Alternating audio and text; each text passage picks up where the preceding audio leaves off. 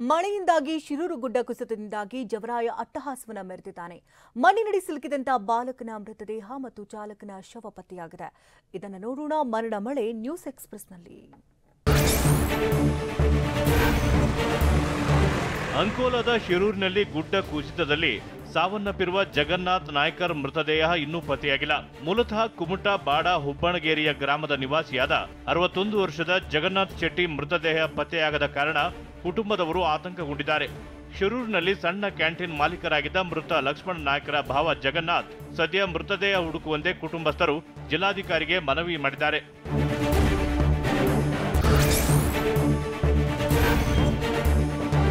ಅಂಕೋಲಾ ತಾಲೂಕಿನಾದ್ಯಂತ ಅಬ್ಬರದ ಮಳೆ ಮುಂದುವರೆದಿದ್ದು ಶಿರೂರು ಸೇರಿದಂತೆ ಹಲವೆಡೆ ಹೆದ್ದಾರಿ ಮೇಲೆ ಗುಡ್ಡ ಕುಸಿದಿದೆ.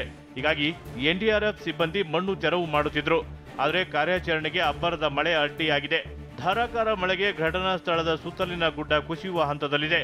ನಿನ್ನೆಗಿಂತಲೂ ಸ್ವಲ್ಪ ಜಾಸ್ತಿ ಮಣ್ಣು ಕೆಳಗೆ ಬಂದಿದೆ ಅಂತ ಎನ್ಡಿಆರ್ಎಫ್ ಸಿಬ್ಬಂದಿ ಹೇಳುತ್ತಿದ್ದಾರೆ.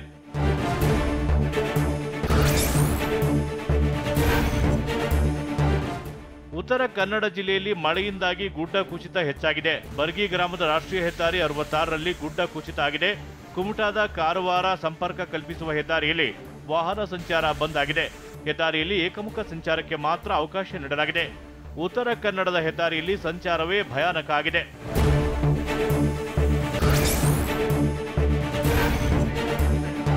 ಹಾಸನ ಭಾಗದಲ್ಲಿ ವರುಣನ ಅಬ್ಬರ ಜೋರಾಗಿದೆ. ಸಕಲೇಶಪುರ ತಾಲೂಕಿನ ದೊಡ್ಡ ತಪ್ಪಲು ರಾಷ್ಟ್ರೀಯ ಹೆದ್ದಾರಿ 75ರಲ್ಲಿ ಮಣ್ಣಿನ ಗುಡ್ಡ ಕುಸಿತ ಆಗಿದೆ. ಕಣ್ಣೆದುರೇ ಹೆದ್ದಾರಿ ಮೇಲೆ ಮಣ್ಣಿನ ಗುಡ್ಡ ಕುಸಿಯುವ ದೃಶ್ಯ ಸ್ಥಳೀಯರ ಮೊಬೈಲ್ನಲ್ಲಿ ಸೆರೆಯಾಗಿದೆ. ವಾಹನ ಸವಾರರು ಕೂದಲೆಳೆ ಅಂತರದಲ್ಲಿ ಪಾರಾಗಿದ್ದಾರೆ.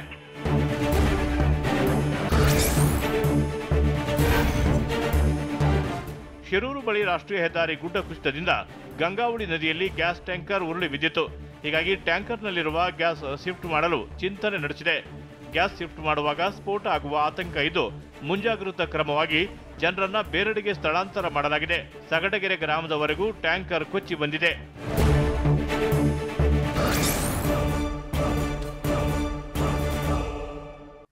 ಶಿರೂರಿನಲ್ಲಿ ಇನ್ನಷ್ಟು ಗುಡ್ಡ ಕುಸಿಯೋ ಭೀತಿ ಇದೆ ಎಂದ ದಕ್ಷಿಣ ಕನ್ನಡ ಜಿಲ್ಲಾ ಎಸ್ಪಿ. ನದಿಯಲ್ಲಿ ಮತ್ತಷ್ಟು ಮೃತದೇಹಗಳು ಸಿಗ್ತಾ ಇರುವುದು ಆತಂಕಕ್ಕೆ ಕಾರಣವಾಗಿದೆ. ಬೆಳಗಾವಿಯಲ್ಲಿ ಜಮೀನುಗಳಿಗೆ ಮಲಪ್ರಭಾ ನೀರು ನುಗ್ಗೋ ಆತಂಕ ಶುರುವಾಗಿದೆ. ಸಾವಿನ ಗುಡ್ಡ ನ್ಯೂಸ್ ಎಕ್ಸ್‌ಪ್ರೆಸ್‌ನಲ್ಲಿ ಇದೆಲ್ಲವನ್ನ ನೋಡೋಣ. ಮಣ್ಣು ತೆರವು ಕಾರ್ಯಾಚರಣೆ ಭರದಿಂದ ಸಾಗಿದ್ದು ಘಟನಾ ಸ್ಥಳದಲ್ಲಿ ಇನ್ನಷ್ಟು ಗುಡ್ಡ ಕುಸಿಯುವ ಆತಂಕ ಇದೆ ಅಂತ ಉತ್ತರ ಕನ್ನಡ ಎಸ್ಪಿ ನಾರಾಯಣ್ ಹೇಳಿದ್ದಾರೆ. ಟಿವಿ9 ಜೊತೆ ಮಾತನಾಡಿದ ಅವರು, ಇರುವರೆಗೂ 200 ಮೀಟರ್ ಮಣ್ಣು ತೆರವು ಆಗಿದೆ. ಇನ್ನು 200ರಿಂದ 300 ಮೀಟರ್ ಮಣ್ಣು ತೆರವು ಬಾಕಿ ಇದೆ. ಅಬ್ಬರದ ಮಳೆಯಿಂದ ನದಿಯಲ್ಲಿನ ನೀರು ಜಾಸ್ತಿಯಾಗಿದೆ. ಇಂದು 2 ಮೃತದೇಹಗಳು ಪತ್ತೆಯಾಗಿದ್ದು ಕಾರ್ಯಾಚರಣೆ ಮುಕ್ತಾಯ ಆಗೋವರೆಗೂ ಎಷ್ಟು ಮೃತ ಆಗಿದೆ ಹೇಳೋಕೆ ಆಗಲ್ಲ ಅಂತ ಹೇಳಿದ್ದಾರೆ. ಗುಡ್ಡದಲ್ಲಿ ಕುಸಿದ ಭಾಗದಲ್ಲಿ ಈಗ IRB ಮತ್ತು NHA ಅವರು ತೆಗಿತಾ ಇದ್ದಾರೆ. ಅದರಲ್ಲಿ ಇನ್ನೊಂದು 500 ಮೀಟರು ನಾವು ತೆಗಿಬೇಕಾಗಿದೆ, ಕುಮಟಾ ಸೈಡು ಮತ್ತು ಕಾರವಾರ ಸೈಡು. ಒಂದು ಸತಿ ಅದೆಲ್ಲ ಕ್ಲಿಯರ್ ಆದಮೇಲೆ ಆ ಗುಡ್ಡದ ಮಣ್ಣಿನ ಕೆಳಗಡೆ ಯಾರು ಇದ್ದಾರೆ ಅನ್ನೋದ್ರ ಮೇಲೆ ಸಂಖ್ಯೆಯನ್ನು ನಾವು ನಿಶ್ಚಿತತೆಗೆ ಬರ್ಬೋದು. ಈಗಾಗಲೇ NDRF ಮತ್ತು fire services, local police and home guards entire ನದಿ ಉದ್ದಕ್ಕೂ ನಾವು ಸರ್ಚ್ ಮಾಡ್ತಾಯಿದ್ವಿ, ಎಂಟೈರ್ ಸರ್ಚ್. ಶಿರೂರಿಂದ ಗೋಕರ್ಣದ ಸಮುದ್ರದವರೆಗೆ ಗಾರ್ಡ್ ಮತ್ತು ಪೊಲೀಸರ ನೇಮಕ ಮಾಡಲಾಗಿದೆ ಅಂತ ಉತ್ತರ ಕನ್ನಡ ಎಸ್ಪಿ ನಾರಾಯಣ ಹೇಳಿದ್ದಾರೆ. LPG ಗ್ಯಾಸ್ ಟ್ಯಾಂಕರ್ ಸುರಕ್ಷಿತವಾಗಿ ಸ್ಥಳಾಂತರವಾಗಬೇಕಿದೆ. ಈಗಾಗಲೇ ಸುತ್ತಲಿನ ಮನೆಗಳಿಂದ ಜನರನ್ನ ಬೇರೆ ಕಡೆ ಶಿಫ್ಟ್ ಮಾಡಲಾಗಿದೆ. ಸದ್ಯಕ್ಕೆ ತಜ್ಞರ ತಂಡ ಬಂದಿದ್ದು ಟ್ಯಾಂಕ್ ಖಾಲಿ ಮಾಡ್ತೀವಿ. ನದಿಯಲ್ಲೇ ಹೆಚ್ಚಿನ ಮೃತದೇಹಗಳು ಸಿಗುತ್ತಿದ್ದು ಕಾರ್ಯಾಚರಣೆಗೆ ಸೇನಾ ಹೆಲಿಕಾಪ್ಟರ್ಗಾಗಿ DC ಅವರಿಗೆ ಮನವಿ ಮಾಡಿರುವುದಾಗಿ ಹೇಳಿದ್ರು.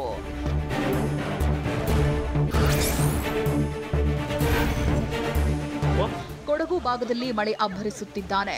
ಕಾವೇರಿ ಲಕ್ಷ್ಮಣತೀರ್ಥ ನದಿಗಳು ಬೋರ್ಗರೆಯುತ್ತಿವೆ. ಕಾವೇರಿ ಹಾಗೂ ಲಕ್ಷ್ಮಣತೀರ್ಥ ನದಿ ಪಾತ್ರಗಳಲ್ಲಿ ಪ್ರವಾಹದ ಭೀತಿ ಎದುರಾಗಿದೆ.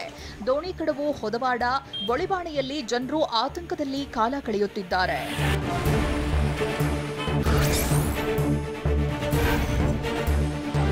ಕೊಡಗು ಭಾಗದಲ್ಲಿ ಮಳೆಯ ಆರ್ಭಟಕ್ಕೆ ಅಲ್ಲೋಲ ಕಲ್ಲೋಲ ಸೃಷ್ಟಿಯಾಗಿದೆ.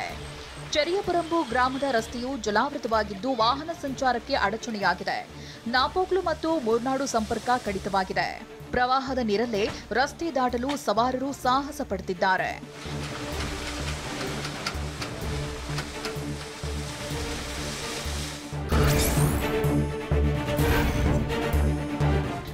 ಬೆಳಗಾವಿ ಜಿಲ್ಲೆಯಲ್ಲಿ ಮಲಪ್ರಭೆ ಭೋರ್ಗರೆಯುತ್ತಿದ್ದಾಳೆ. ಮಲಪ್ರಭಾ ಅಬ್ಬರದಿಂದ ನದಿ ತೀರದ ಜಮೀನುಗಳಿಗೆ ನೀರು ನುಗ್ಗುವ ಆತಂಕ ಎದುರಾಗಿದೆ. ಖಾನಾಪುರ ತಾಲೂಕಿನ ಪಾರಿಶ್ವಾಡ ಬಳಿ ಕಬ್ಬಿನ ಗದ್ದೆಗೆ ನೀರು ನುಗ್ಗಿದ್ದು ಕಬ್ಬು, ಭತ್ತ ಸೇರಿದಂತೆ ವಿವಿಧ ಬೆಳೆ ಕಳೆದುಕೊಳ್ಳುವ ಆತಂಕದಲ್ಲಿ ರೈತರು ಕಾಲ ಕಳೆಯುತ್ತಿದ್ದಾರೆ.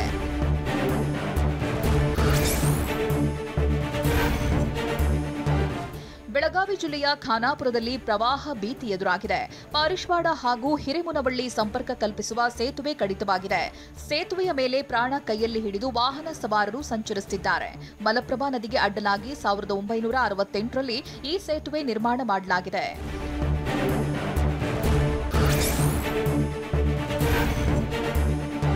ಚಿಕ್ಕಮಗಳೂರಿನಲ್ಲಿ ವರುಣದೇವ ಕಡುಕೋಪ ತೋರ್ತಿದ್ದಾನೆ. ಮಳೆ ಆರ್ಭಟಕ್ಕೆ ಏಕಾಏಕಿ ಮನೆ ಕುಸಿದು ಬಿದ್ದಿದೆ.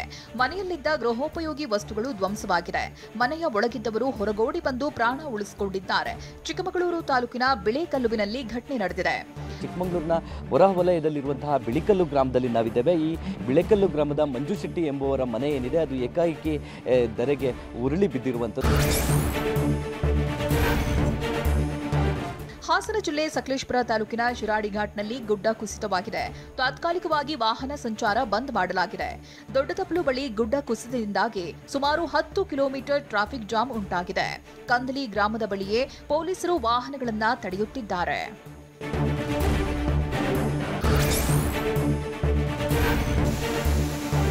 ಚಿಕ್ಕಮಗಳೂರು ಜಿಲ್ಲೆಯಲ್ಲಿ ಮಳೆಯಿಂದಾಗಿ ಜಲಪಾತಗಳಿಗೆ ಜೀವ ಕಳೆ ಬಂದಿದೆ. ಚಂದ್ರದ್ರೋಣ ಪರ್ವತ ಸಾಲಿನಲ್ಲಿ ಝರಿ ಫಾಲ್ಸ್ ಹಾಲ್ನುರಿಯಂತೆ ಧುಮ್ಮಿಕ್ಕುತ್ತಿದೆ. ಕಲ್ಲು ಬಂಡೆಗಳಿಂದ ಸೀಳಿ ನೀರು ಹರಿಯುತ್ತಿದೆ. ಹೊನ್ನಮ್ಮನ ಹಳ್ಳ ಅಪಾಯದ ಮಟ್ಟ ಮೀರಿ ಹರಿಯುತ್ತಿದ್ದು ಚಂದ್ರದ್ರೋಣ ಪರ್ವತ ಸಾಲಿನಲ್ಲಿ ಪ್ರವಾಸಿಗರಿಗೆ ನಿರ್ಬಂಧ ಹೇರಲಾಗಿದೆ.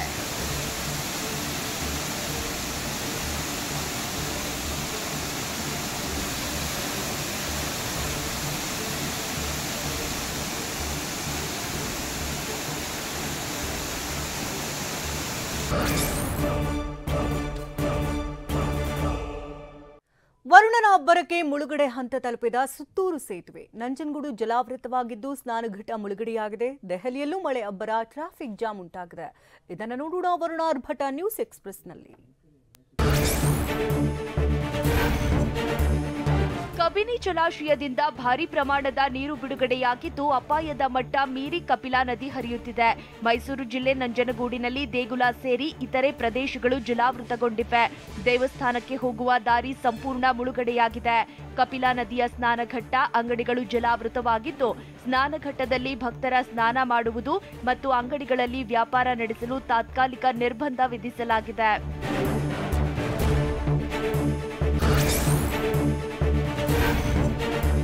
ವರುಣಾರ್ಭಟಕ್ಕೆ ಕಪಿಲಾ ನದಿ ಭೋರ್ಗರೆಯುತ್ತಿದ್ದು ನಂಜನಗೂಡಿನ 16 ಕಾಲು ಮಂಟಪ ಕಪಿಲಾ ನದಿಯ ಮಧ್ಯಭಾಗದಲ್ಲಿರೋ ಮಂಟಪವು ಮುಳುಗಡೆಯಾಗಿದೆ.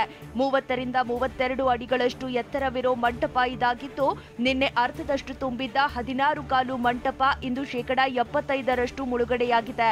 ಇತ್ತ ಬಸವ ಮಂಟಪವು ಜಲಾವೃತಗೊಂಡಿದೆ.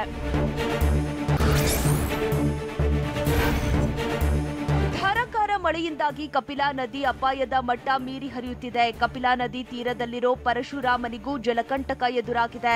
ಕಪಿಲೆಯ ಅಬ್ಬರಕ್ಕೆ ಪರಶುರಾಮ ದೇಗುಲ ಅರ್ಧ ಮುಳುಗಡೆಯಾಗಿದೆ. ಹೀಗಾಗಿ ದೇಗುಲಕ್ಕೆ ಬೀಗ ಹಾಕಲಾಗಿದೆ.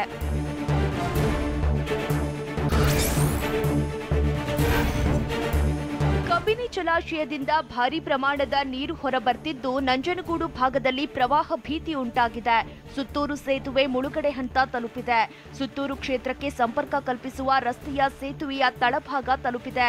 ಸುತ್ತೂರು ಮಾರ್ಗವಾಗಿ ಮೈಸೂರಿಗೆ ಸಂಪರ್ಕ ಸ್ಥಗಿತವಾಗಿದ್ದು ಸೇತುವೆ ಮೇಲೆ ಕಪಿಲಾ ನದಿ ಉಕ್ಕಿ ಹರಿಯುತ್ತಿದೆ. ಹೀಗಾಗಿ ಸೇತುವೆಯ 2 ಭಾಗದಲ್ಲಿ ಬ್ಯಾರಿಕೇಡ್ ಅಳವಡಿಕೆ, ಪೊಲೀಸರ ನಿಯೋಜನೆ ಮಾಡಲಾಗಿದೆ.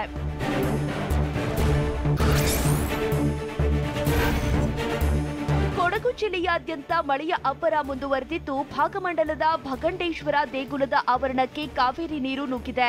ಮಡಿಕೇರಿ, ನಾಪೋಕ್ಲು ಮತ್ತು ಭಾಗಮಂಡಲ ರಸ್ತೆಗಳು ಜಲಾವೃತಗೊಂಡಿದ್ದು ಸಾರ್ವಜನಿಕರಿಗೆ ವಾಹನಗಳ ಓಡಾಟಕ್ಕೆ ನೂತನ ಫ್ಲೈಓವರ್ ಬಳಕೆ ಮಾಡಲಾಗುತ್ತಿದೆ.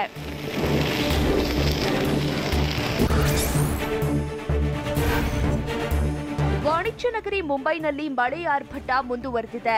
ಬೆಳಗ್ಗೆಯಿಂದ ಸುರಿಯುತ್ತಿರುವ ಧಾರಾಕಾರ ಮಳೆಗೆ ಜನಜೀವನ ಅಕ್ಷರಶಃ ಅಸ್ತವ್ಯಸ್ತಗೊಂಡಿದೆ. ನಗರದಲ್ಲಿ 100 ಮಿಲಿಮೀಟರ್ ಮಳೆ ದಾಖಲಾಗಿದ್ದು ಯೆಲ್ಲೋ ಅಲರ್ಟ್ ಘೋಷಿಸಲಾಗಿದೆ.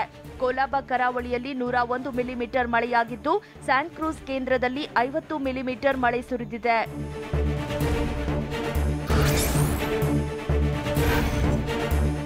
ರಾಷ್ಟ್ರ ರಾಜಧಾನಿ ದೆಹಲಿಯಲ್ಲೂ ಮಳೆ ನಾನಾ ಅವಾಂತರಗಳನ್ನ ಸೃಷ್ಟಿಸಿದೆ. ಬಿದಿಲಿ, ಮಾಡೆಲ್ ಟೌನ್, ಸಿವಿಲ್ ಲೈನ್, ಮುಂಡಾಕ, ಸಲೀಂಪುರ, ಶಹಾದ್ರಾ, ನಜಾಫ್ಗಢ್ ಸೇರಿದಂತೆ ಹಲವೆಡೆ ಮಳೆ ಸುರಿದಿದೆ. ರಸ್ತೆ ಜಲಾವೃತಗೊಂಡು ಹಲವೆಡೆ ಟ್ರಾಫಿಕ್ ಜಾಮ್ ಉಂಟಾಗಿತ್ತು. ಇದರಿಂದ ವಾಹನ ಸವಾರರು ಪರದಾಡಿದ್ರು.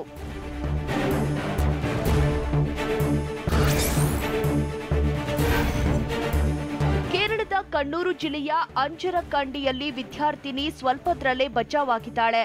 ಮಸೀದಿಯೊಂದರ ಕಾಂಪೌಂಡ್ ಗೋಡೆ ಏಕಾಏಕಿ ಕುಸಿದ ದೃಶ್ಯ ಸಿಸಿ ಕ್ಯಾಮೆರಾದಲ್ಲಿ ಸೆರೆಯಾಗಿದೆ.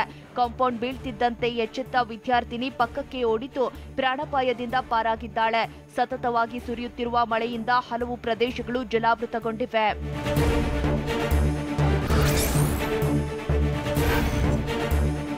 ದೇವರನಾಡು ಕೇರಳದಲ್ಲಿ ಮಳೆ ಮುಂದುವರೆದಿದ್ದು ವಯನಾಡು ಮತ್ತು ಕಣ್ಣೂರು ಜಿಲ್ಲೆಗಳಲ್ಲಿ ರೆಡ್ ಅಲರ್ಟ್ ಘೋಷಿಸಲಾಗಿದೆ. ಇದೇ ವಿಚಾರಕ್ಕೆ ಟ್ವೀಟ್ ಮಾಡಿರುವ ಲೋಕಸಭಾ ವಿಪಕ್ಷ ನಾಯಕ ರಾಹುಲ್ ಗಾಂಧಿ, ಕೇರಳದಲ್ಲಿ ಅತಿವೃಷ್ಟಿಯು ಅತ್ಯಂತ ಕಳವಳಕಾರಿಯಾಗಿದೆ. ಮಳೆ ಆರ್ಭಟಕ್ಕೆ ತಮ್ಮವರನ್ನ ಕಳೆದುಕೊಂಡವರಿಗೆ ಹೃತ್ಪೂರ್ವಕ ಸಂತಾಪಗಳು. ರಾಜ್ಯದ ಕಾಂಗ್ರೆಸ್ ನಾಯಕರು ಮತ್ತು ಕಾರ್ಯಕರ್ತರಿಗೆ ಪರಿಹಾರ ಮತ್ತು ರಕ್ಷಣಾ ಕಾರ್ಯಾಚರಣೆಯಲ್ಲಿ ತೊಡಗಿಕೊಳ್ಳುವಂತೆ ಕೋರುತ್ತೇನೆ ಅಂತ ಕಳವಳ ವ್ಯಕ್ತಪಡಿಸಿದ್ದಾರೆ.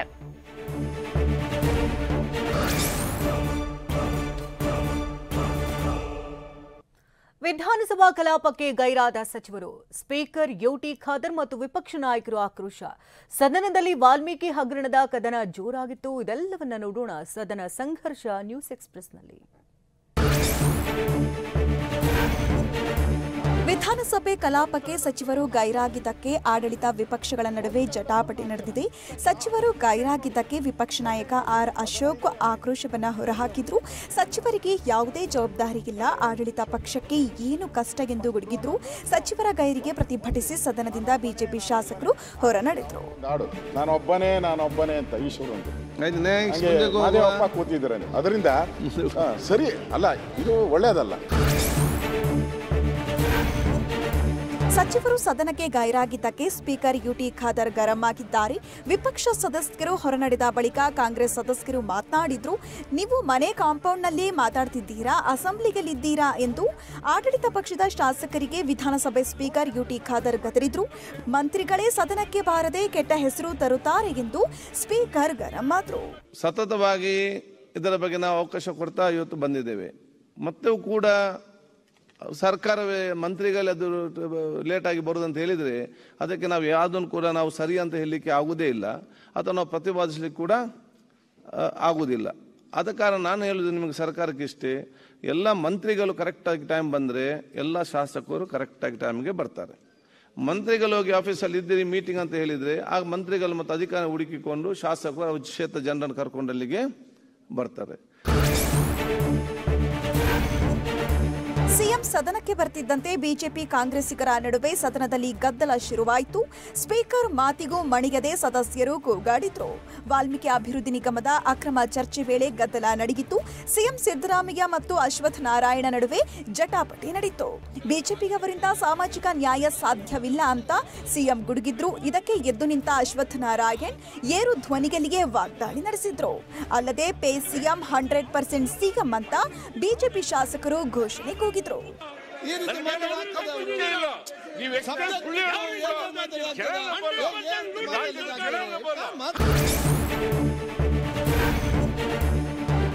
ವಾಲ್ಮೀಕಿ ನಿಗಮದ ಬಗ್ಗೆ ನಿಯಮ 69ರ ಅಡಿ ನಡೆದ ಚರ್ಚೆಗೆ ವಿಧಾನಸಭೆಯಲ್ಲಿ ಸಿಎಂ ಸಿದ್ದರಾಮಯ್ಯ ಉತ್ತರ ಕೊಟ್ಟರು.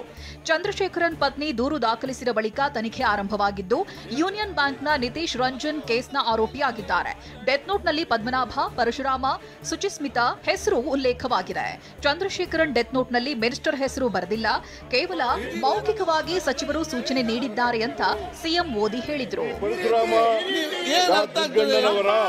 ಲೆಕ್ಕಾಧಿಕಾರಿಗಳು, ಕರ್ನಾಟಕ ಮಹರ್ಷಿ ವಾಲ್ಮೀಕಿ ಅಭಿವೃದ್ಧಿ ನಿಗಮ, ಶ್ರೀಮತಿ ಸುಚಿಸ್ಮಿತಾ ರಾಹುಲ್, ಮುಖ್ಯ ಸಹವ್ಯವಸ್ಥಾಪಕರು, Union Bank of India, Bengaluru, ಬಗ್ಗೆ ಮಾರ್ಚ್ 24 ಕಡ್ಡಾಯವಾಗಿ ಯೂನಿಯನ್ ಬ್ಯಾಂಕ್ ಆಫ್ ವಿಧಾನಸಭೆಯಲ್ಲಿ ವಾಲ್ಮೀಕಿ ಅಭಿವೃದ್ಧಿ ನಿಗಮದ ಅಕ್ರಮ ಪ್ರತಿಧ್ವನಿಸಿತ್ತು. ನಿಯಮ 69 ಅಡಿ ಚರ್ಚೆಗೆ ಸಿಎಂ ಉತ್ತರಕ್ಕೆ ಬಿಜೆಪಿ ಆಕ್ಷೇಪ ವ್ಯಕ್ತಪಡಿಸಿದೆ. ಸಿಎಂ ಸಿದ್ದರಾಮಯ್ಯ ಅಧಿಕಾರಿಯ ಡೆತ್ ನೋಟ್ ಪೂರ್ಣ ಓದುತ್ತಿಲ್ಲ, ತಮಗೆ ಬೇಕಾದಷ್ಟು ಮಾತ್ರ ಓದುತ್ತಿದ್ದಾರೆ ಅಂತ ಬಿಜೆಪಿ ನಾಯಕರು ಆಕ್ಷೇಪ ವ್ಯಕ್ತಪಡಿಸಿದರು. ಸಿಎಂ ಉತ್ತರ ನೀಡಲು ಅವಕಾಶ ನೀಡಿ ಅಂತ ಸ್ಪೀಕರ್ ಮನವಿ ಮಾಡಿದ್ರು. ಸುಮ್ಮನಾಗದ ಬಿಜೆಪಿ ಸದನದ ಬಾವಿಗಿಳಿದು ಪ್ರತಿಭಟನೆ ನಡೆಸಿದ್ರು.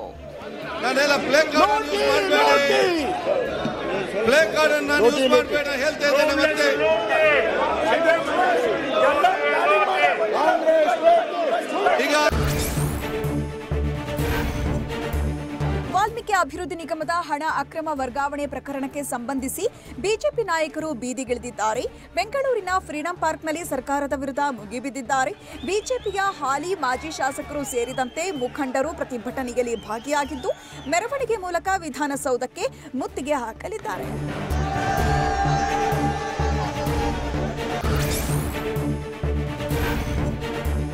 ವಾಲ್ಮೀಕಿ ಅಭಿವೃದ್ಧಿ ನಿಗಮದ ಹಗರಣ ಖಂಡಿಸಿ ಬಿಜೆಪಿಗರು ಸರ್ಕಾರದ ವಿರುದ್ಧ ಮುಗಿಬಿದ್ದಿದ್ದಾರೆ. ವಿಧಾನಸೌಧಕ್ಕೆ ಮುತ್ತಿಗೆ ಹಾಕಲು ಬಿಜೆಪಿ ನಾಯಕರು ಯತ್ನಿಸುತ್ತಿದ್ದಾರೆ. ಆದರೆ ಕಮಲ ಪಾಳಯದ ನಾಯಕರನ್ನ ಪೊಲೀಸರು ಅರ್ಧಕ್ಕೆ ತಡೆದಿದ್ದಾರೆ.